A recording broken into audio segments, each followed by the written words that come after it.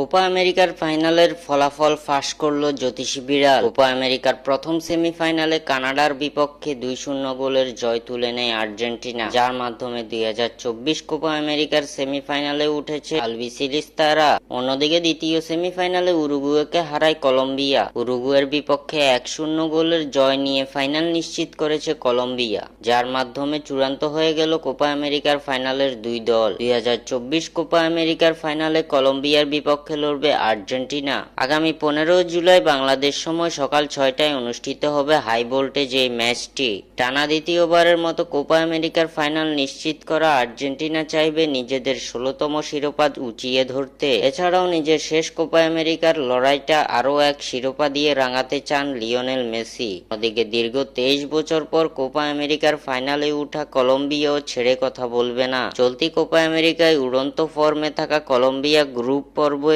শুধুমাত্র একটি ম্যাচে ড্র করেছে।